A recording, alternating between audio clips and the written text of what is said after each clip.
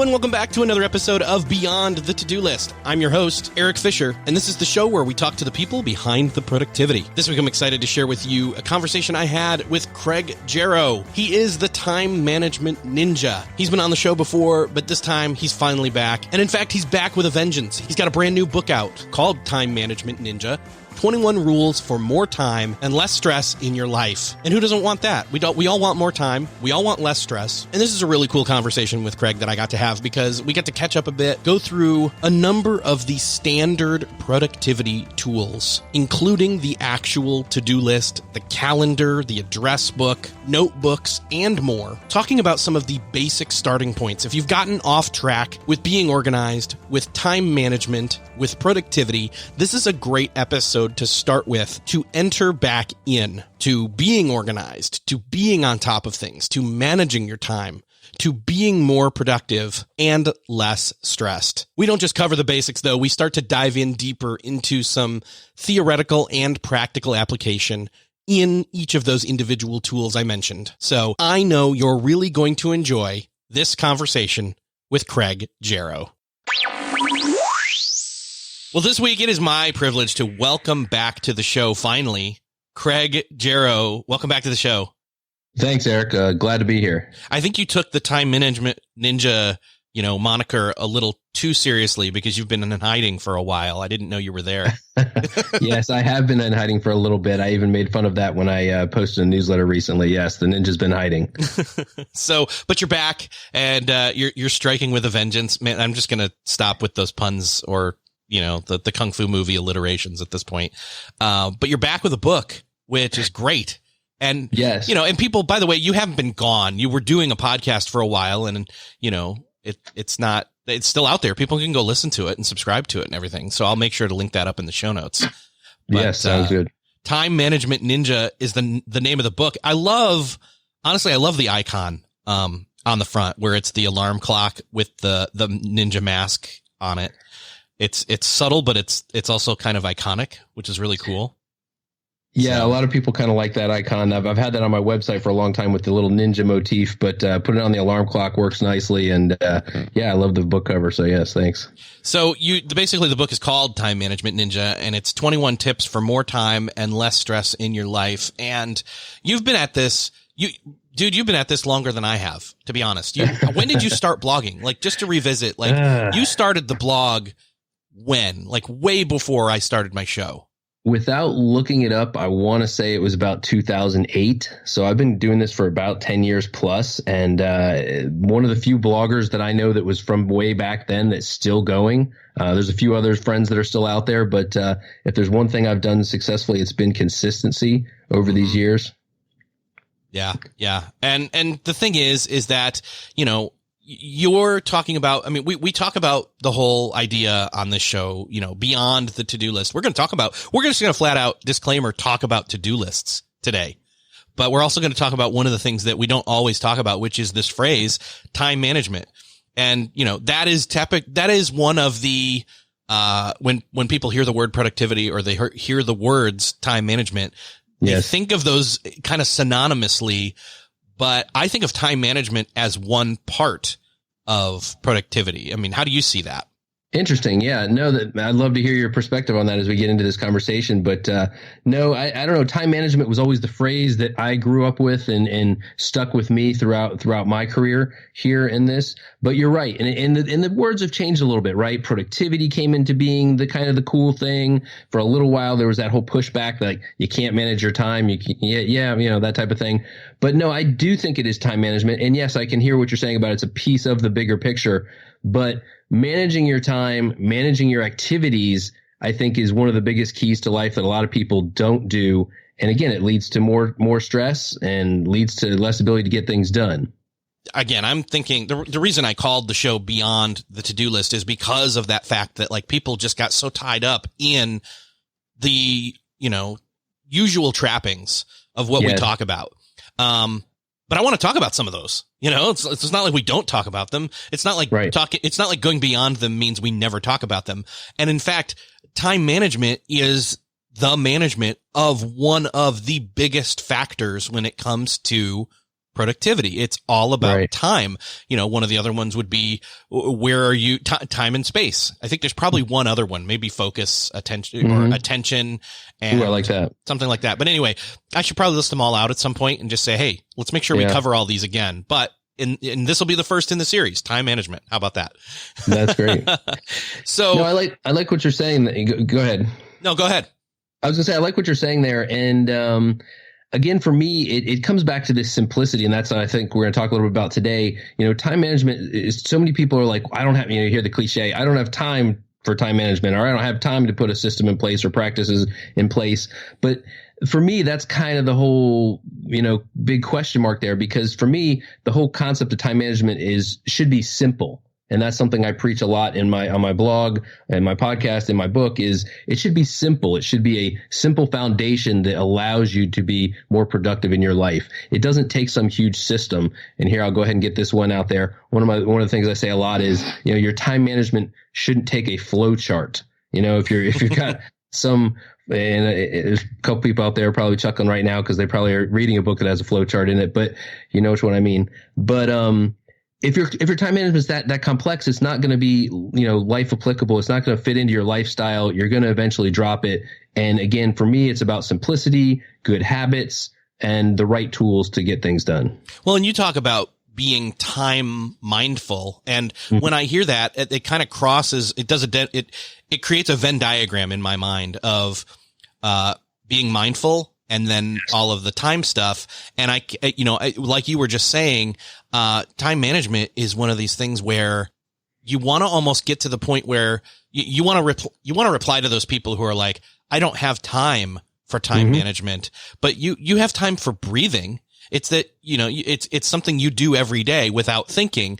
And when I think of breathing, I think of, again, mindfulness and meditation, where it's not all about, but it is partly about being aware of your breathing, being aware of your thoughts, but not staying in that full awareness at all moments. It's those pockets of time, like where you'd sit down with your calendar, like where you'd sit down with a to-do list or a conversation about, or with a notebook, spend some time, but then move away from it and just know you are managing your time because you've taken those moments to intentionally plan or manage. Oh, I really like what you're saying there, Eric, in terms of it is that mindfulness. And I think as we talk about mindfulness, you can't talk about mindfulness or focus in today's world without eventually getting to the technology topic. And I'm sure we'll get to that in a few. But yes, it is about that mindfulness, and it's about, you mentioned, taking this couple minutes, to review your calendar or such. That's a perfect example of kind of the deliberate time management, which saves time. If so few people will take, the 5, 10, 15 minutes max that it takes to plan your day in the morning before you head out the door. And, how much time can that save you later in the day? Forgotten items, forgotten appointments, missed to-dos or obligations. If you just took those 5 or 10 minutes, you could end up saving yourselves hours later in the day. So that's an example of where I think your time management should save you time. I know that's something we're going to get to as well. Yeah. And that's not even with averting crises, where you forgot that the thing existed and then suddenly it's, half hour before the due date of whatever it is, whether it's an assignment or it's an appointment or who knows, suddenly because you weren't prepared, you're suddenly, crashing and you're losing time even more because of that. So, there's always penalties for that. It's either lost time, missed opportunities. Heck, as we know, in some situations, even financial, pain due to missed, deadlines. For sure. Yeah. Well, so one of the things that you say, and this is actually literally one of the tips in the book, is that time management should make time, not take time. So what do you mean by making time and not taking time? Because again, for somebody who is saying, well, I already don't have time to add in more time to my schedule to then be able to plan to then make time. Like I already don't have time to take time. Like I'm confused. What do you mean? Yes. Actually, I think that's number 1 in the book, and there's 21 tips in the book. But yes, no, it goes back to that simplicity, statement I made a minute ago that, your time management should make time in your life, not take it up. And if your time management, you meaning your time management efforts are taking more time in your day than they return, then, that's not working. And so in essence, what I was saying a minute ago in terms of, planning is a great example, or preparing for your day, both of those great examples of investing time, which then pays back more time in your day. So it's both. It's the fact that your time management should be simple enough that it's not causing you more time and effort, and that it also returns more time to your day. So I think that's kind of the big theme there, is your time management should be simple, and I even say effortless, and it should give you more time in your day. So for those people out there saying, I don't have time to read a time management book, or I don't have time to implement some of this stuff, you do have the time. And not only that, it will give you more time back in your day if you implement them. It's kind of like how if you deposit the money in the bank, frequently, even in small amounts early on, the dividends and the interest, the compounding interest just balloons and explodes into, whoa, I've got so much more here. Right. So, and one of the things that, typically people are forgetting is you put in that initial investment to keep using money terms, and it does pay out. It pays out like more than what you put in. Yeah. It pays out both in that time that we're talking about, meaning you'll have extra hours in your day to either get things done or spend on yourself or spend with the people that you matter to you. But it also pays back in kind of, we talked about mindfulness and that stress and stuff. It also pays back in other dividends in terms of, being in a stressful, reactionary, environment is not fun. And when you're constantly dealing with missed deadlines or forgotten to-dos and things like that, your life, gets very stressful. Actually, I call that life friction, actually, which is when you create friction in your own life due to the mismanagement of your time or your lack of productivity. So if you think about it, a lot of things we do to ourselves, right? If we miss a deadline, a lot of times that's on us. Or if we leave something to the last moment and have a stressful all-nighter because we didn't do a project, we created that friction in our lives. So again, investing, being ahead of the schedule, it pays back not just in time, but also less stress and less effort in your life. Yeah. And you kind of refer to this as basically time management is not a light switch. We have all those moments in time where it's, things are falling apart. I need to get organized. I need to get a handle on my time, my calendar, my to-do list. And typically that's one of the things that's a problem, was people only using it in times of crisis, even minor crises. And, True. But again, then they either are using it so infrequently that they, only use it in major or minor crises, or when they sit and buckle down, they make too complex of a system, right? Yeah. No, and you're right. It's not, time management shouldn't be something you turn on or turn off just when you're in a crisis. If you're only making a to-do list when you're suddenly overwhelmed, it'll help, but it's, it's too late to help you avert that crisis.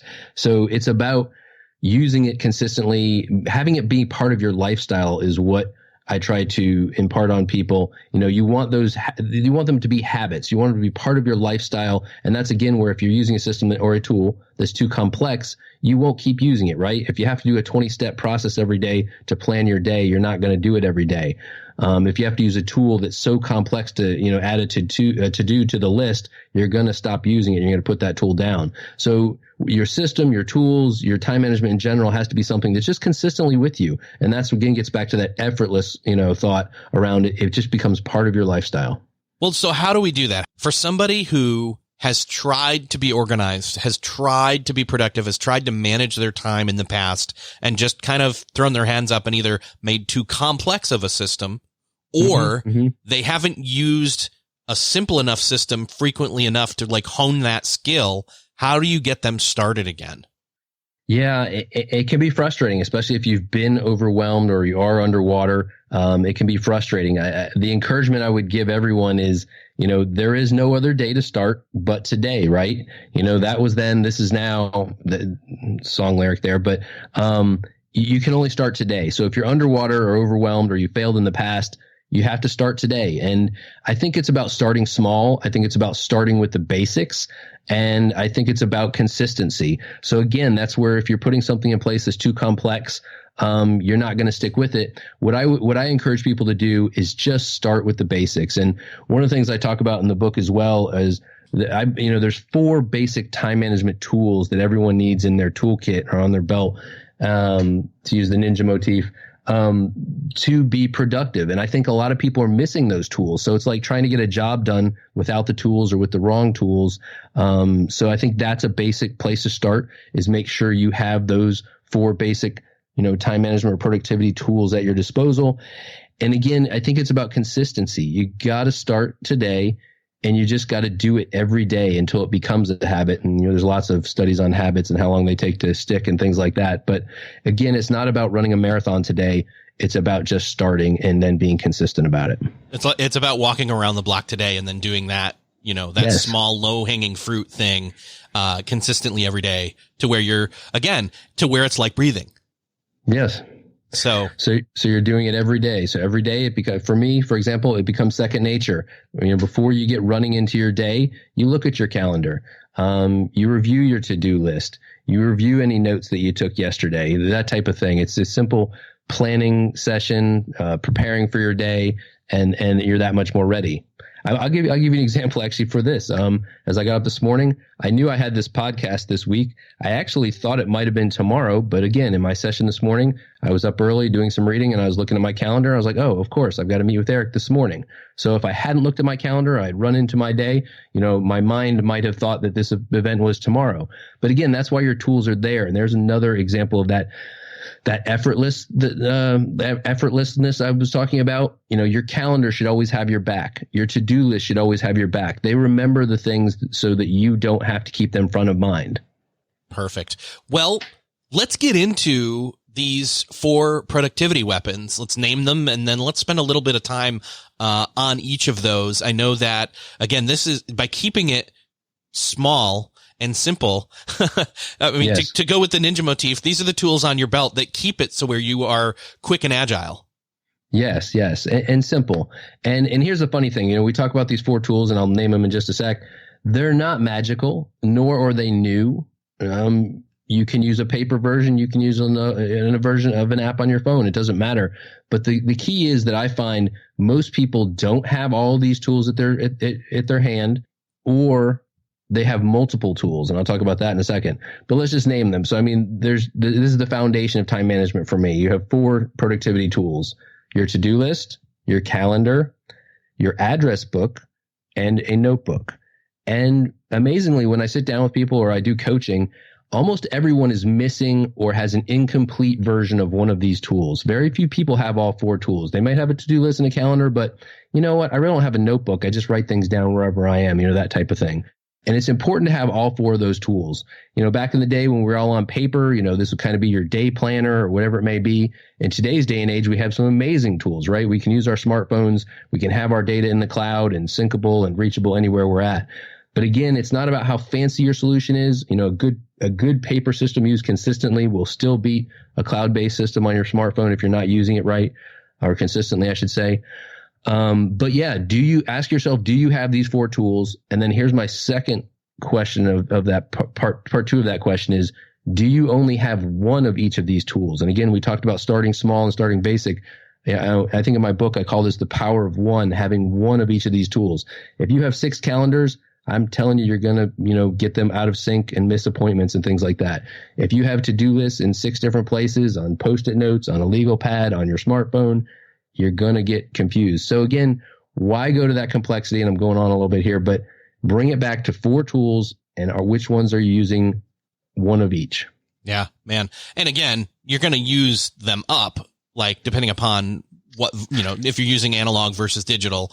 If you're using an analog notebook, you'll get done with that notebook and get a new one, but you still only have the one. Yes. And the notebook is the one that, it's funny you picked that one out right away. The notebook is the one people immediately have an issue with. They're like, I can't have just one notebook. I have I have notes at work. I have notes at home. I have notes online. That can be a tougher one. I have pretty much gone entirely paperless with my notes. I will admit there's a time and a place to use paper. In fact, there's some meetings where it makes sense to use paper versus electronic. But that's the one people have a tough time with.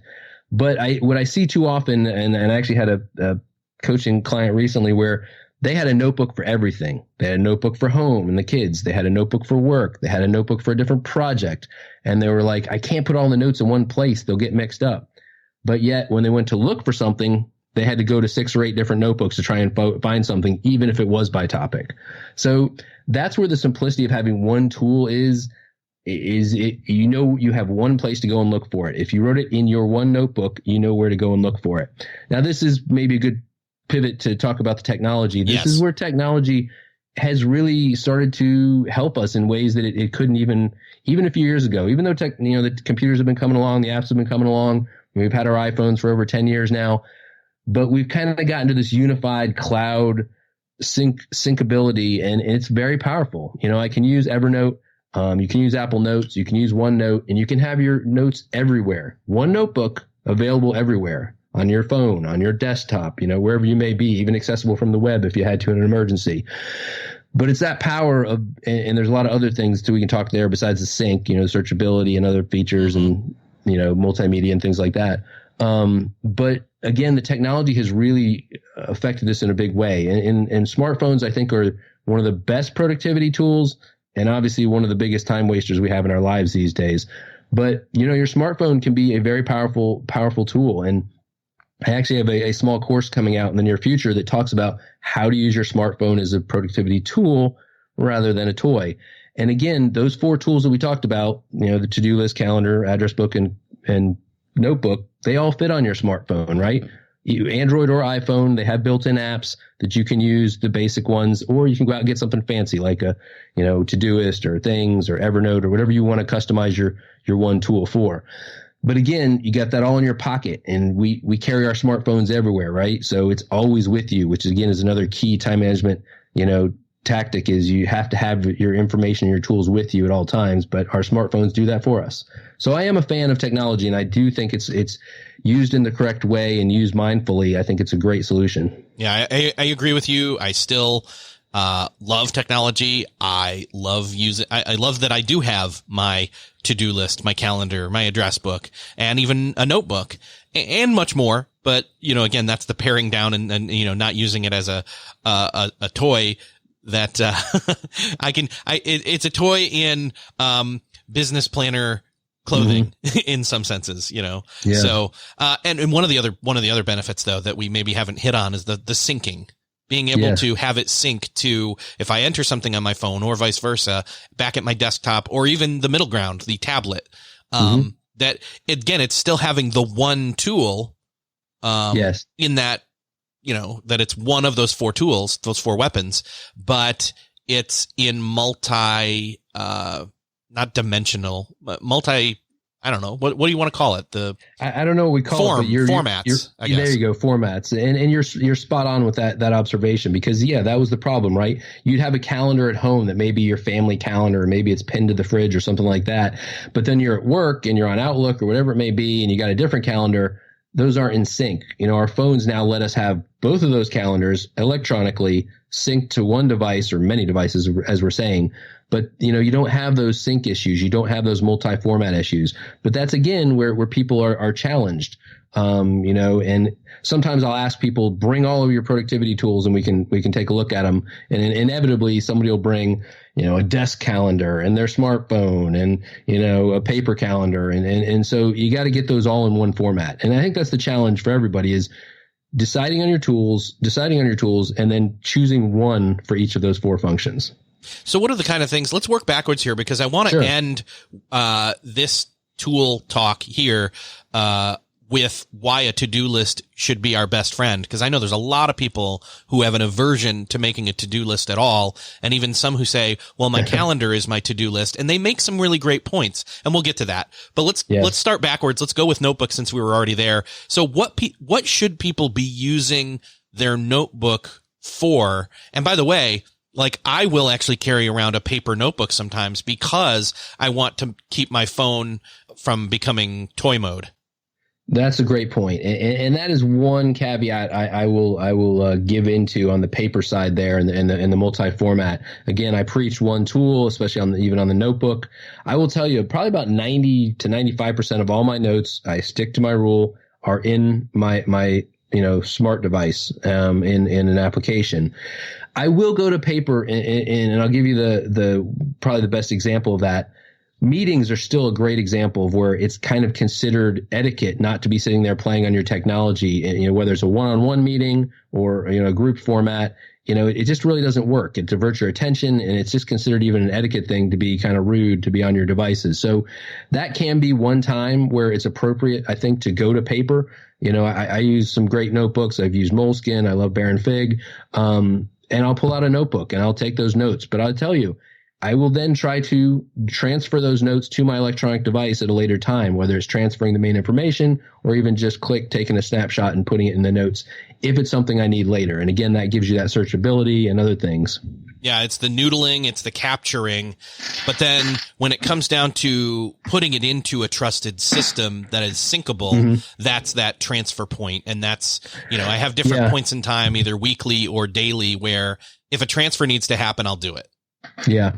Yeah. And I'm not a big fan of those transfers because, again, you're creating more work for yourself. You can argue there's some benefit there, right? The quick couple minutes you'd spend reviewing those notes and transferring them, you may commit a little bit more of that information to memory, or you may even be able to weed out some of the stuff that wasn't important during that transfer. You said something interesting a minute ago about, what do you put in your notebook? And I'm a big advocate on capturing things, capturing information, capturing notes. We can mention as well as with the address book in a minute with, capturing contact information. But capturing is important. You write things down so you remember them, but also so you don't have to remember them. If you get them into your system, you don't need to remember it because you have a trusted system to go to. I'll be in many a situation. We'll be going into something, whether it's a meeting or a restaurant or wherever it may be. I'll pull out my smartphone just to open up my notes app and say, hey, what were the things I wrote down last time we were in this situation? That type of thing. So I'm a big proponent of capture information, get it into your system. Some people are like, well, I don't want to write down too much. Nah, there's a balance. I'm not saying you need to be, taking, dictation or anything like that. You definitely don't want to be doing that, but capturing that key information. And if you think you may need it again, put it in your notebook. That way you have it again. I'll give you two quick examples of that.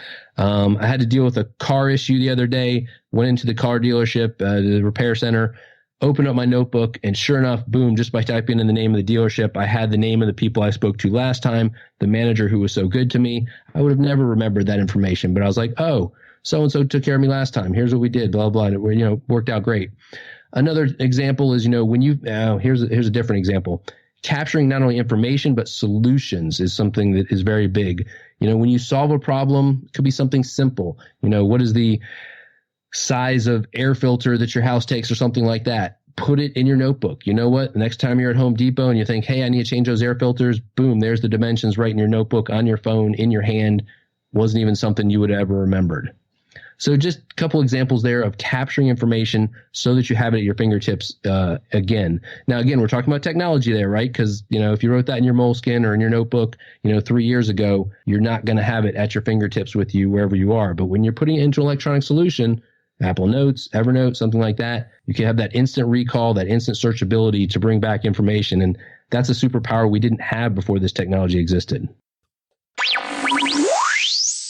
You mentioned address book. Let's move on to, Sure. I mean, it seems so simple and that's good. It should be simple, but there's a little bit more than meets the eye than just name and address when it comes to address book, or contacts, as some other people call it. So how, in the same vein, what are you putting in your notebook? What are you putting in your address book? Yes, that's a great one. And I didn't see where you were going with that for a second. That's a really powerful way to use your address book. Let me start with the basic, which is a lot of people are like, why do I need an address book? I can look people up, right? I can look them up on Facebook or whatever, this, that, whatever. We have not gotten to that perfect world where I'm not sure we want to get there, where you have everybody's contact information and can reach everybody instantly. And if you're in a business environment, you'll encounter this a lot where, having someone's direct number can be very powerful when you need to reach someone. Yes, you might be able to reach them on LinkedIn or social media or something like that, but there's nothing more powerful than having someone's direct information. And I have an example of that in a moment. But we don't have this world of where we can just look up anybody's information. So again, going back to that whole capture idea, I'm a big proponent that when you encounter someone's contact information, that you capture it. And again, capturing is just taking 10 seconds to enter it into your address book and enter into your contacts on your phone, and boom, you've got it. You've got it for all time. You've got it, in a searchable, app right there where you can get to it. The example I have is I was on a business trip a couple years ago, and I happened to be traveling with the CEO of a company. We were at the airport, and for whatever reason, we had to, obviously coordinate where we were at. So the CEO actually called my cell phone, so I had his cell phone number. And just out of the mere convenience factor there, I had to have his number for a moment. But you know what? I saved that. I took that quick instance. I saved the CEO's phone number in my address book. So guess what? A couple years later, I was actually meeting with the same company, and we were on our way to meet the company, and no one else. We had a little bit of a travel issue. No one else had the ability to reach the company. I pulled out my cell phone and said, "Hold on, I'm going to call CEO for a minute." And everybody in the group was like, "How do you have the CEO's number, and why are you calling him?" Again, it was just a simple capture I had done 2 years earlier, because of a coincidence where the CEO would give me his phone number. So capture all those numbers when you can. I think it's very powerful. You'll freak people out. You'll doubly freak people out when you have it in your address book and someone calls you and you're able to answer it and answer them by name. "Hey, Dave, how are you doing today? Great to hear from you." And they'll be like, "How did you know I was calling you?" That type of thing. Very powerful. You'll freak people out. Even more so is where you were going, which is what else do you put in your contacts, right? Now, there's a lot of solutions out there. Love to hear from some of the listeners and readers about what they're using for solutions, but I do put other things in my contact book. I will put notes on contacts about, simple notes about the individual, what I know about that individual, their family, their job, whatever notes I can capture about them. Now you start to get a little bit into a kind of a contact management database, but most contact apps will let you, have a notes field. You can put some simple things down, and again, can be very powerful. I had a business contact call me. I had not talked to the gentleman in almost 10 years, I think. Called me again. I picked up the phone, was able to answer him by name, which freaked him out that, I knew he was calling me. But then I opened up the address book in the first few seconds I was talking to him, and I was able to ask him, "How's your family?" And I was able to ask him how his kids were by name. He had 3 kids. And he was like, "How did you remember that?" And I didn't tell them that I had it written down in my contacts. But again, freaks people out. And again, not just about freaking people out, but it's very powerful, right? You can document important information in there about each contact so that you can either better relate to them or know important things about that individual. Well, and that's the point. Again, you were getting back at this earlier where, it's important. People are important. Relationships are important. Yes. Knowing names, knowing contact information to reach people, it's important. But you're even going a step further and using it, like I try to as well, is as kind of a CRM, for people that don't know. CRM is customer relationship management, but that doesn't mean that, it's that my friends are my customers, but it means contacts. It means knowing and remembering that stuff. Especially when you don't have as frequent contact as you might with, like I don't have to look in my address book or my contacts to remember, what one of my best friends' daughter's name is. I know it because we've talked frequently enough. However, someone less frequent, like it's good to have those notes because it's being intentional and it's placing importance on that information because you're placing importance on that relationship. Absolutely. And again, it's not about some false whatever. No, it's about genuine connections and relationships. And again, going back to that whole effortless kind of thing, people listening to this will be like, "Well, I don't have time to write down all that information." It's not. It's not about that much effort. It's about being consistent and being diligent in that capturing of information. Again, somebody gives me their cell phone number, either intentionally or unintentionally, zoop, it goes right into my address book. Somebody mentions something important that I want to know about them, whether it's a favorite hobby or their family or kids' names, zoop, goes into my address book so that I can remember it next time I interact with them. That's perfect. Yeah.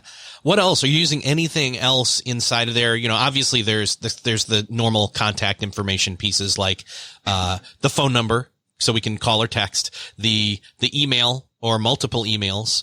Sometimes there's like social links to their social accounts. I don't know how much stock I put in having those in there per se. Especially if I'm already connected with them on those networks or whatever. But, I mean, obviously it's called an address book for a reason. Their address, would be good to have in there as well. Yeah, addresses are handy too. And here, I'll give you a tactical example of how you capture some of this stuff. I gave you the side example where somebody had to give me their cell phone number at the airport. But when somebody sends me when someone sends me an email that has like that full signature on it or something like that, I will suck that right into my address book. So I have that information. Yes, it's pretty nice to have that phone number or things like that. If you ever get the chance to get someone's address, work or otherwise, and it's important enough to maintain that relationship, capture that information. You never know when you may need to send them something. The social media, yeah, I'll put some of that in there, but I don't put as much stock on the social media. Again, to each their own, and to, whatever your personal needs are or business needs are, it may be important to you to do that. But a lot of those social media sites, they come and go, first of all. Second of all, you can get to people on certain social media sites. Whether they'll answer you is different. Whether you're connected to them is different. But, if I want to look somebody up on Instagram, it's pretty easy. If I want to look somebody up on LinkedIn, it's pretty easy. Yeah. Yeah. You start typing in their user handle or what you think it would be, and it gives you options. So, and here's the thing, having, again, we've got all this connectivity technology on social networks, but there's this intentionality and this extra effort or meaning. It's when it comes to gifts, it's the thought that counts. Well, sending someone a tangible card in the mail or calling them up out of the blue. I know some people are like, don't call me ever, but okay, text them. Fine. I get it. But, times have changed. I still like getting phone calls from real people. I do. I'm not saying that's an open invitation for those of you who have my phone number. Text me first, but because I have time management, we'll set up a call. There you go.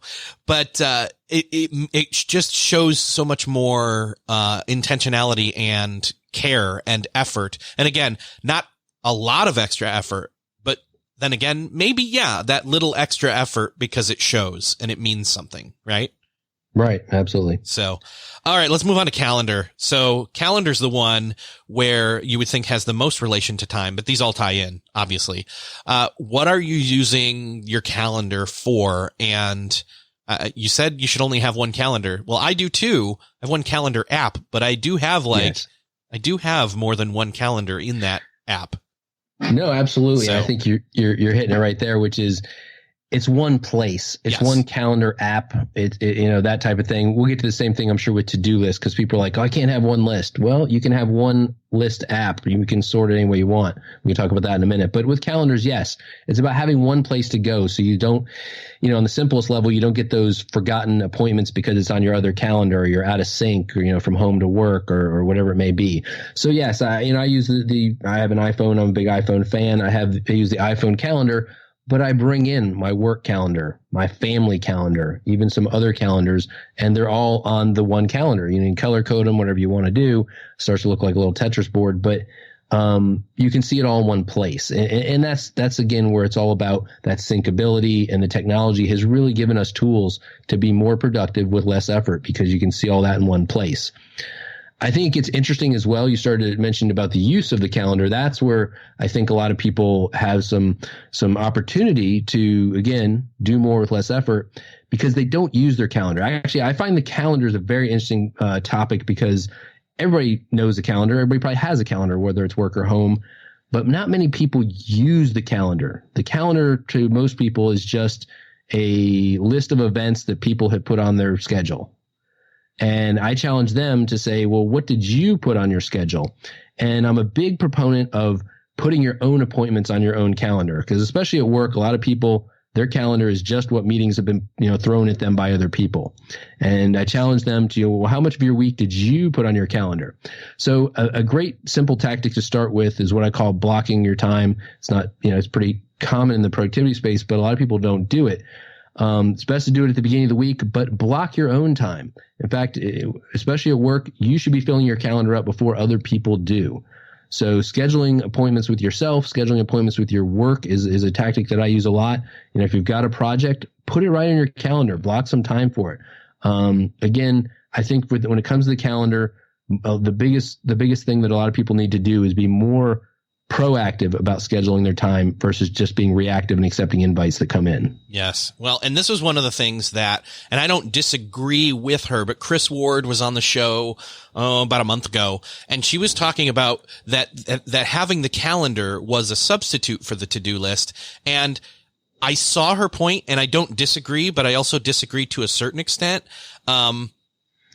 But because what she was getting at was a much healthier way of thinking about time and your calendar, which is what you're saying somewhat, which is making these appointments with yourself, but also being realistic about, like, and some people would fight back on this and then they'd say, well, but I'm not going to go onto my calendar and put down an appointment with myself for half an hour. That is me checking my email and processing it. However, there's nothing wrong with that either. Right. No, that's interesting. A lot of people will resist that. They don't want to schedule. They don't want to schedule there for a couple of different reasons. Probably one, they feel like they're going to be scheduling too much of their time, and they feel like that's going to take too much time. Again, I'm going to push back and say you're actually going to free up time by doing that. Some people push back because they feel like it's getting too rigid. Oh, I don't want to schedule all my day. Then I won't be able to have any flexibility in the day. But it's kind of the flip of that. It's kind of, you're not trying to create this rigid, calendar block schedule where you can't enjoy yourself. It's about putting the important things first, the whole first things first concept, putting the important stuff on your calendar before all your time gets taken up.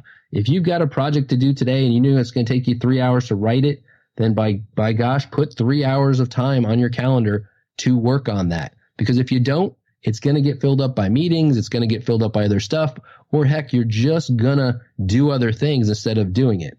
The other thing I push back on those who worry about the rigidity of scheduling their own time that much is, guess what? You only have to check with one person if you want to change that schedule.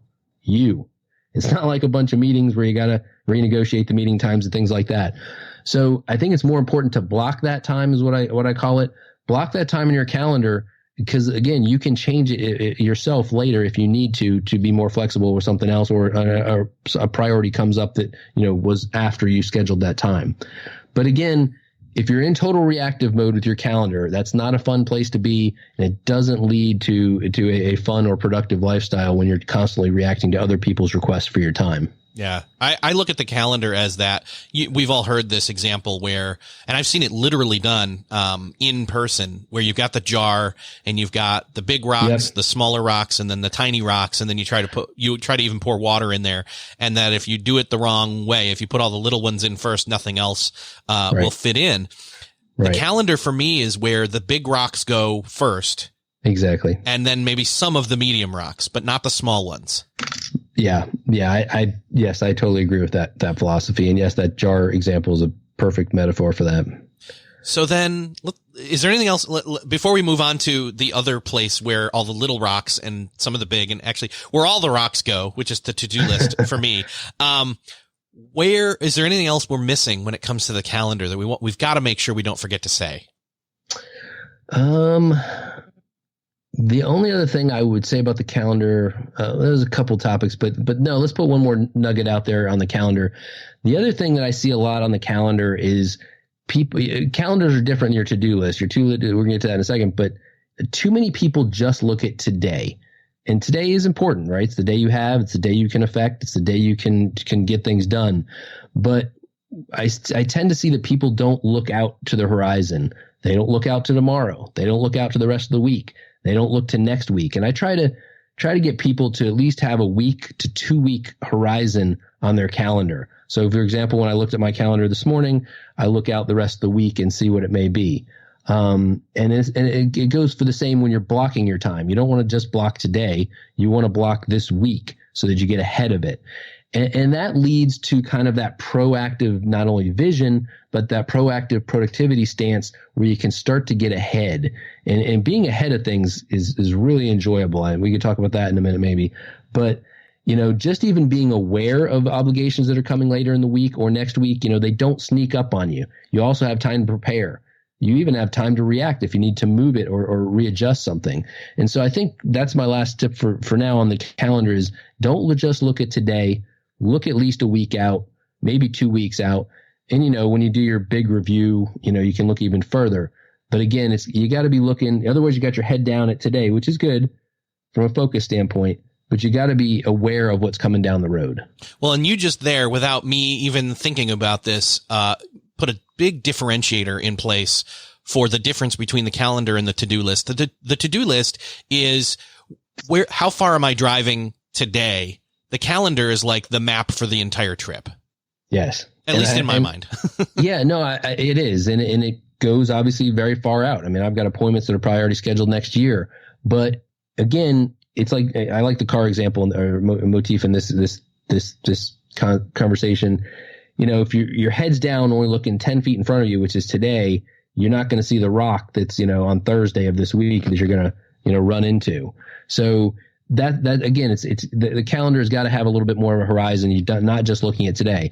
But by the way, if you're looking a week out, you're ahead of 99% of people because, I don't have the stats on me right now, but a good number of people head out the door without even looking at today's calendar. So if you're looking at today and you're looking a week out, you're ahead of most.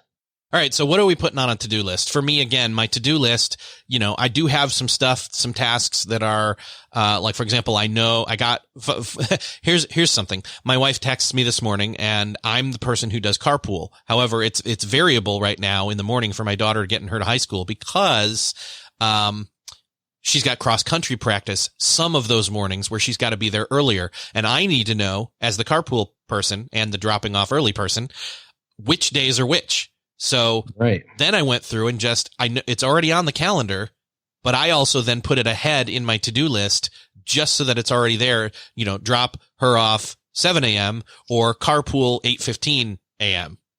Yes. But I still, again, it's kind of for that immediate forecast of what's the weather look like this week. I don't go further out than that in my to-do list, but I always kind of focus on do I need an umbrella today more than anything. No, sorry, you got me deep in thought here. The to-do list is deep. I'm actually sitting here thinking, hey, Eric, we could write an entire book on to-do lists. Totally. There's a couple of them out there. So let's keep it simple.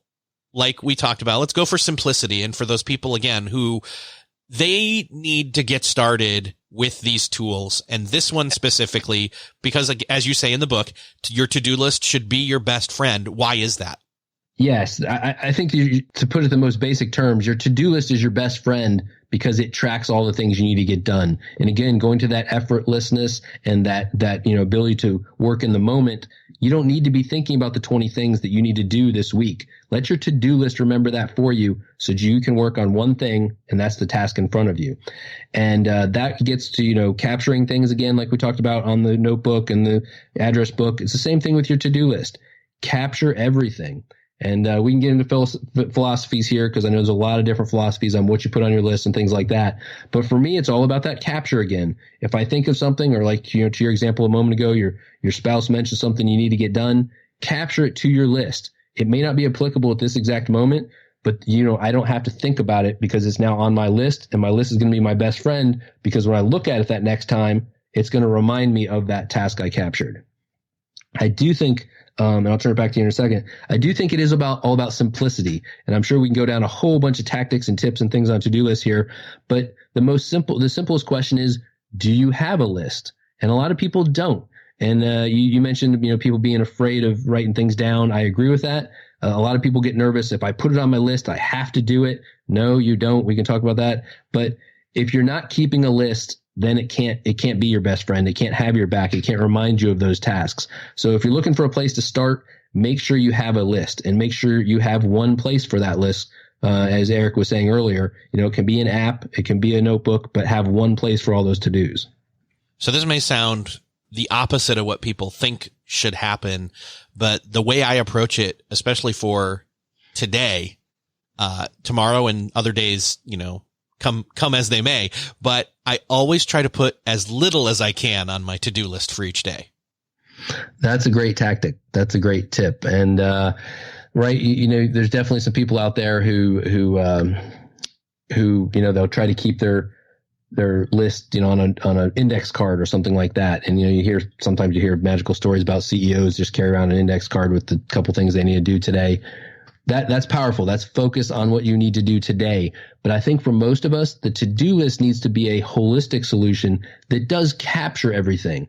And this again goes into that whole thing of people are like, well, I can't have one list. You can have one place for your list, and you can sort it, subdivide it, give different views to that. And to your point, I use an app for my list. I'll go ahead and throw it out there. I use Things on my iPhone. And while I may have many, many things in my to-do app, I have a today view where I only focus down on the things that I'm telling myself I'm going to get done today. And so I'm not looking at, I'm joking, but maybe not, 200 items that are in the background. I'm looking at the 5 to maybe 10 things that I know I'm going to get done today. And so you can focus down to that today list. I think the today list is a subset of your to-do list. And hopefully, again, you've got a way to showcase that. Again, where the apps have maybe given us more superpowers in this area, I can have a large holistic list, but I can focus down to today. Or I can have a list that's both work and home, but I can focus on where I'm at, that type of thing. Yes. So I am also a Things user. That is what I've been using since they came out with Things 3 and I tried it and was sold on it. I was a Things user from way back in the day. But when they came out with Things 3, I just thought, oh, this is the one that feels the best to use, which means I'll use it. So, and that's one of the guides I tell people. I don't know about you, but like when people are like, which one's the one to use? Like, which one will you use? So. That's the magic question right there. Which one will you use? And I think that is in my book as well. Choose tools that you will use. Choose tools you'll use. If you love this app, then use that app. If you love paper and you're going to use it, then use paper. And I think people are like, well, which one's best? The best tool is the one that you're going to use, which is what you just were saying. So there is no single one best app. And as a time management author, I've tried almost all the apps out there, and they're all great in different ways. I've used Todoist, wonderful app. I've used Wunderlist back in the day. It just got shut down by Microsoft. Noseby is another great app. Whichever one fits your flavor of time management, your use, your phone, your environment, that type of thing. But the most important is, which one are you going to use? Now, there's some caveats to that. I do think that some apps are better than others in terms of, user experience and features and things like that. But again, a simple solution used consistently always beats that one that has all the bells and whistles. And here's one thing I like to pick on to-do list apps about. It shouldn't take me 17 steps to add a to-do to my list. If I got to add a priority and a context and a time and a reminder just to get into my list, that's a problem. And so now I think we've gotten past that with a lot of these apps, but yes. It needs to be simple to get an item on your list. It should take you, I was going to say 10 seconds. It should take you less than 5 seconds to get an item on your list. And I actually do that a lot of times. I have a love-hate relationship with Siri. I was going to say, I thought you were going there. You're right. But Siri can be a great way, on my iPhone. I'm probably going to set it off by saying this. I'll say, hey, Siri, using Things, add this to my to-do list. Boom, it's done in 5 seconds. Things has a great interface with Siri. Obviously, Siri works well with the default Apple Reminders app as well. But the point there was just about simplicity and getting it into your list. Yes. And so simplicity, again, going with that, putting as few things on there as possible is what I go for. So I also live in Today View, and, not to knock, Michael Hyatt and the Full Focus Planner there, which is a tangible product. I use this in conjunction with that, but also, he has his big 3 for the day. Yeah. And that's fine. I put my big 3 in here as well, but yeah. I have more than 3 things that I need to do for the day. So, yes. and he knows that too, but, it's one of those things where, okay, well, I even in here, like in my Today View, I have lunch written down here because there are some days where I don't think ahead as to where in the day I'm going to make sure I eat lunch. So I actually write it down, and then I actually put my list in order of how it needs to be done. Check the next thing off. I always can look at the top and say, that's the next thing. Ooh, I like that. That's interesting. I don't hear that one very often. I like that. Yeah. I put it in order from top to bottom, that as I get the thing, like earlier, as we started this conversation, before I hit record, I pressed the, talk with, Craig Jarrow And then that was done. So now I know what my next things are throughout the day. And what's great is, again, I can click and hold, or, tap and hold and drag. If something on here changes, I can put it to upcoming and pick a different day. Let me throw a couple other ideas out there. Again, to-do list is a very deep topic. It's right. It's the most powerful tool we have. It's the tool that most people try to gravitate towards when they're trying to improve their productivity. And there's a lot to be said and done about lists. My advice here, I'll throw a couple nuggets out there. Don't be afraid of your to-do list. Again, going back to that concept that, I'm afraid to add things to my list because I have to do them. No, I preach capture anything and everything to your to-do list, big, small, trivial, it doesn't matter. Why? Because I want to remember it later. If it turns out to be trivial, zoop, I delete it off the list, or I just check, bye, that's gone. But at least I had the chance to come back when I had a moment to actually think, to decide whether that was important or not. Again, I may capture many things, but again, I'll focus them down to the few that I need to do today. Technology, again, has given us those superpowers of being able to sync across all my devices. I can be sitting at my Mac. I can be looking on my phone. I can be on my tablet or laptop, and it's all there. And you mentioned dragging and dropping things in order. Again, powers that you can't do on a paper list. Yep. Now, again, I'll go back and say, you mentioned the full focus planner. You can use a Moleskine or a Bear and Fig notebook. Again, what are you going to use? What is going to be in front of you that you're actually going to use? Those are great. And if that's what it takes and that's what's effective for you, don't be afraid to go with the paper solution. You just need to be consistent with it. Now you lose some of those extra powers and such. But again, it's about using the tools and being consistent. Going back to where we kind of started this conversation, if you have the 4 tools that we mentioned and you have one format for each, you're already light years ahead of the productivity race and what other people are doing. Because most people aren't using all 4 tools. Most people aren't using them consistently. Well, that is actually a great place to stop since we've run out of time, but there's so many more tips. I think if I'm actually holding the book in my hand right now and I'm in the table of contents. I'm trying to make a mental note here out loud of how many tips did we touch on? And I think we touched on 3 / maybe 4 or 5 of them in some, yes, in varying, percentages. So that means that out of 21, we barely scratched the surface. So people need to go grab the book. I'm holding it in my hand. I pre-ordered it. You did not send me a review copy. I wanted to make sure that's not a knock on you, by the way. I wanted to make sure that I bought your book because, thank you. I owed you for, getting me started in this area by reading your blog before I started my show. So anyways, long-winded to say the book's out now. Everybody should go grab it. I'll put the link in for it in the show notes. And, I just realized I owe you an Amazon review. So I need to make so I need to put that on my to-do list right now to make sure I don't forget to do that. While you're adding that to your to-do list, I'll just say thank you. No, the book is out now. It was released, just under a week and a half ago, 2 weeks ago. You can find it on Amazon. It's real easy to find. Time Management Ninja. Search on that. You'll find it. You can also come find me on my blog at timemanagementninja.com.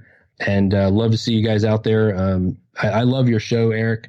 Maybe we should do this again sometime because, we didn't get to touch on today was we didn't get to touch on the tool versus toy productivity technology discussion. Oh, that's exactly. So that's one of my favorites right now. We're just, this was a basics episode. This was kind of a 101 or I don't know what's the next level up from that, but 105. I don't know. But we'll dump into some more.